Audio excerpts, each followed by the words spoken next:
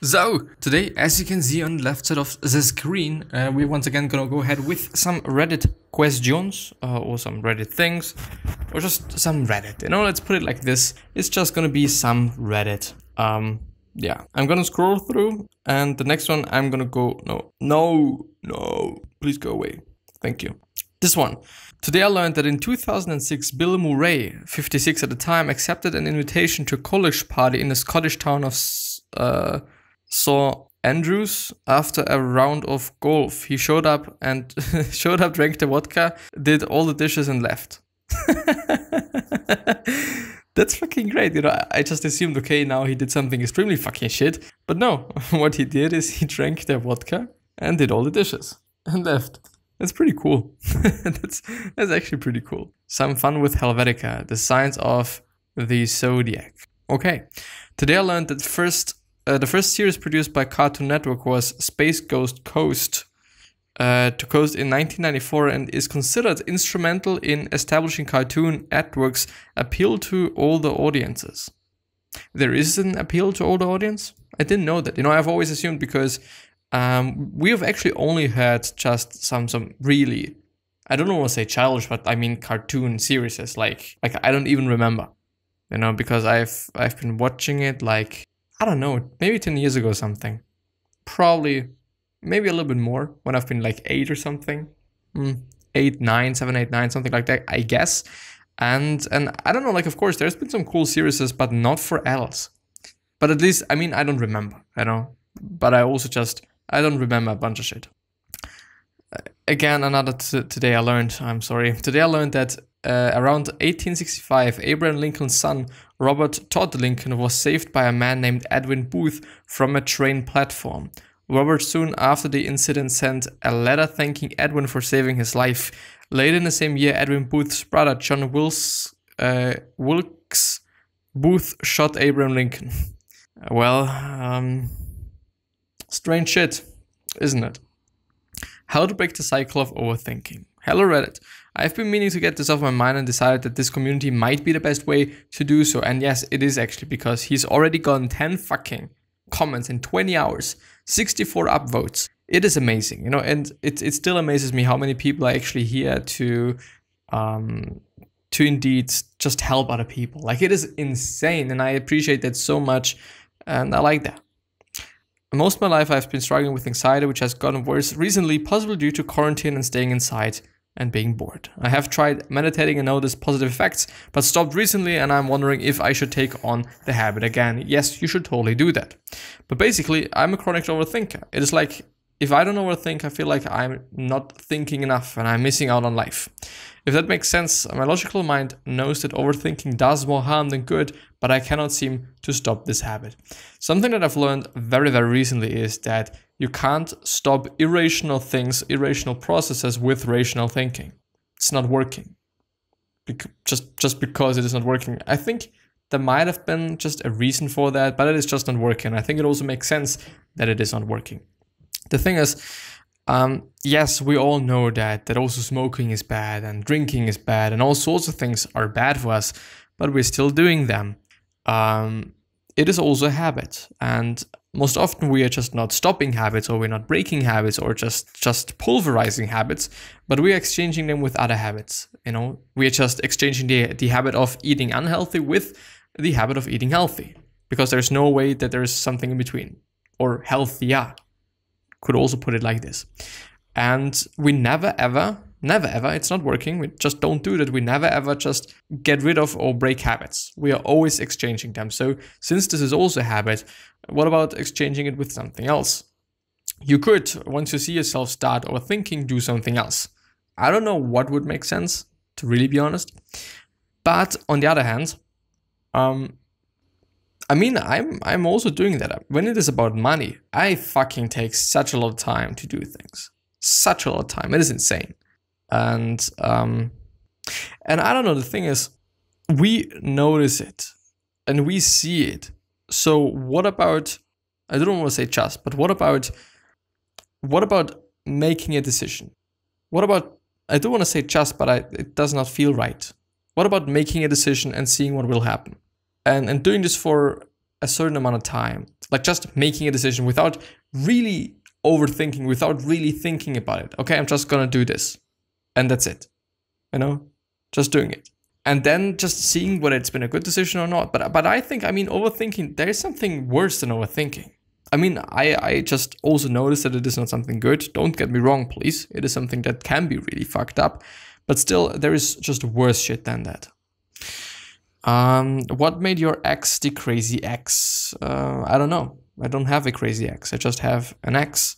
But I have been really happy with the relationship. And I'm also very thankful that I had this relationship. You know, it's actually been my first relationship. It lasted for around 3 years, which is actually something.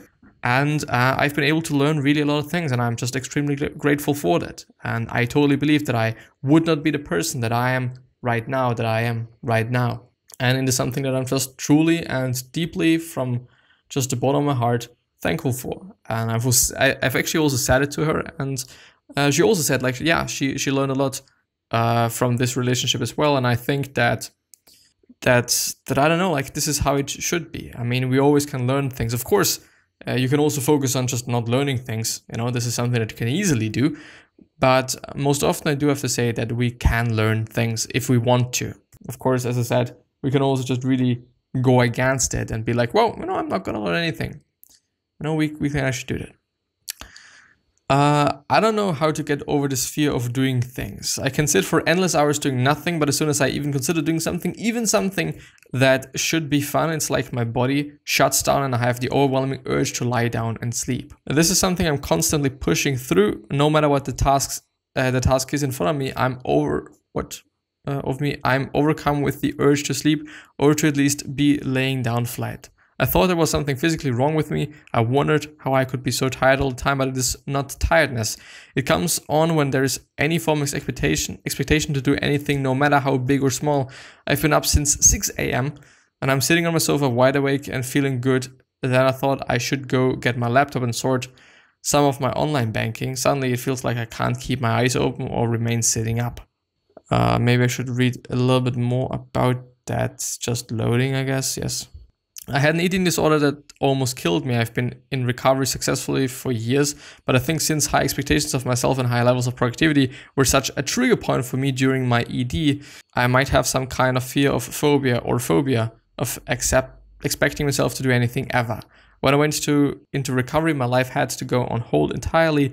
I couldn't push myself because that went hand in hand with my disordered behavior. So I needed to be completely taken care of. I could barely push myself to have a shower or put on clothes without needing my disorder to see me through it. I see a therapist about this, but it's on hold due to COVID-19. I know this is an odd request, but I'm really up for trying anything that might help me get through this. Managing my basic responsibilities, such as struggle when I go to something like the dishes and suddenly feel like I haven't slept in days and have to fight the urge to lay down on the floor. I will try anything at this point. And I actually do want to go through the comments, but what I think about, like, is it, I don't know if I've read it just correctly, but I think and I believe that if it is something that you really want to do and that is fun to do, even though I think he or she actually also said, like, if it is something fun, then it's also the case. But I totally believe, I mean, if it is like sorting your bank account shit or just doing the dishes, this is just shit that nobody wants to do. There's not a lot of joy in doing that. But I think if it is about something that's joyful and that's cool, but I mean, I think it also depends on how long this has been lasting. I know if it has just been lasting for, I don't know, half a year, then yeah, okay. It's probably not due to just being overwhelmed or something. Because, I mean, I just noticed this as well. I mean, if you're just really going overboard with trying to be productive and doing things, then yeah, okay, there is going to be a day of sitting around and basically doing nothing. But yeah, I don't know. As I said, I think when it is something that's cool or interesting or seems to be interesting, then I think personally, but I think I've overread something maybe, that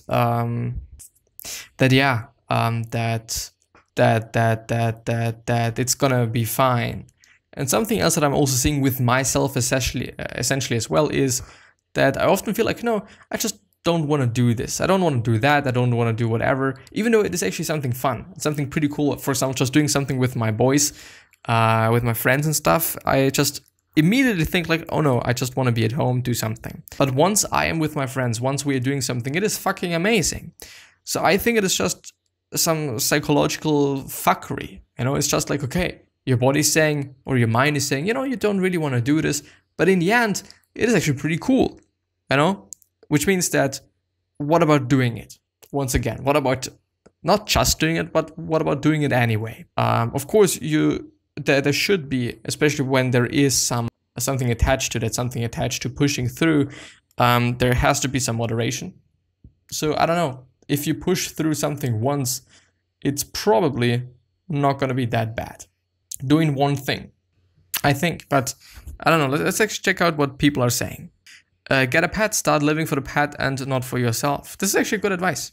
The pet can have a short lifespan, so it won't be a 15-year commitment. Mice, 2-year, hamster, 3-year, also pretty cheap. The pet won't have any expectations on you, and you can't trick yourself a bit doing online banking, because if I do it, I can buy Mr. Squabbles a bigger cage. That's the easiest, most immediate fix I can think of. Also, you're not alone. My buddy describes his issues somewhat the same. Pretty cool. There's a video that is on YouTube called You're Not Lazy, Bored, or Unmotivated by the Art of Improvement. They also mention some that are quite similar to your case. I hope you can find something to help yourself in that video. I've always found that if I'm scared or get really anxious about doing something, I try to automatically say, since I'm feeling this way, it's clearly a reason why I need to do this. Well, yeah. Let's move on to the next question. Should I read Meditations by Marcus Aurelius? Yes, why not? Why not? It is about your mindset. Switching your mindset from I hope I can do to I'm going to make it happen will really change your life. The problem is, like, just millions of people are saying the exact same shit. Sometimes I'm doing this as well. I try to be a little bit more accurate. I try to be a little bit more like just seeing both sides of things and also communicating that. But I don't know, like, yeah, it's the truth, but I don't know, like, I feel like too many people are doing the same shit. Get off the self-improvement subs, stop reading self-help books and do something. Yes, I know where this is heading towards, because, of course, I mean, if you're just only reading things and listening to things and you're not doing things, then it is nonsensical and there is just no value. Quite. But if you actually do things, then it is amazing that you're reading about this and that and watching this and that and doing whatever. But as I said, you also have to do things. And, you know, we are very likely to just read things, you know, because, you know, it's productive to read things, you know, because we can learn something. But in the end, doing something is a completely different chapter. And it is just sometimes something that we oversee and sometimes something that we maybe also neglect to do to some degree, you know? So yeah, I think it is a dangerous thing. Anyway, today I learned that hundreds of millions of years ago, giant 24-foot mushrooms were more popular before trees were as common as they are today. They are spires of fungus called prototaxids. I would actually really like that, you know, because we can eat them, so it's actually quite a lot of food. But yeah. Today I learned that the reason many old people seem to be able to easily speak their mind, and not care about what people think about them, is because the area of the brain that is responsible for impulse control, the prefrontal cortex, is most susceptible to age-based deterioration. I see. I mean, like, of course, you know, when we get old, we just change, you know, physically, mentally and stuff. And I don't know, I do have a feeling that we just should keep that in mind. And I don't know, when we're just interacting with elderly people, if we're interacting with, I don't know, somebody that maybe has a disorder of whatever kind, just keeping that in mind. And yeah, I think it is important because, of course, I mean, you can really easily get offended by something like that. But in the end, I think in general, thinking that this person just might be having a bad day, that this person might just, might have been brought up by a family that's very racist when it is about racism, or just something like that. Of course, in the end, to some degree, it's their fault. To some degree, it is not. And yeah, I don't know. I don't really like to also be complaining about that too much, and to also kind of think about that too much. In the end, I feel like, well, it is what it is. Just don't complain about it. Don't just get angry about it. Just live your life and try to be a good person and try to not be that person. I feel empty and have no enthusiasm for anything in my life. Background, I'm 22-year-old recovering porn addict, and I spent my whole adolescence on screens, YouTube, video games. I feel uncomfortable in social situations and I'm usually quiet and avoidant, but I believe I've been suppressing my personality through escapism and fake pleasure or stimulation. My sleeping and eating habits have been on point for years, which is good. I don't know if it is just an attitude problem or maybe a learned state of mind. I can study and learn new things without problems if I impose it to myself, but I don't feel any strong interest, not in things, not in people or in anything really. I wonder if I need a hard reset. Change things, do something else, do something new. It's gonna completely change things. The thing is, if I'm sitting at home all the fucking time, I'm also feeling the exact same way. I'm just doing the exact same motherfucking shit every single fucking day. And if you're doing this, then I don't know, I've seen it with myself, and like, no wonder that you're feeling bad and that you feel like just not doing anything else. One day, go out and do something, whether it's actually just taking another way home, whether it is just not watching YouTube on your just whatever browser, but you're gonna use another browser. Just very slight changes at first and then making them to bigger changes. I kind of feel like that changing and trying new things and having new things in your life is a very big and important thing. Also discovering new places, like, I don't know, you can go outside and go to just different streets you have never been to and see what's there. Because this is very interesting, we just like to explore things. I think this is a natural thing that human beings like to do. Today I learned that Paul Rudd has been playing the same prank on Conan O'Brien for nearly 20 years, in which Rudd will pretend to introduce a clip for the movie he's promoting on O'Brien's talk show, but the audience will instead be shown a scene from 1988's Mac and Me. Why?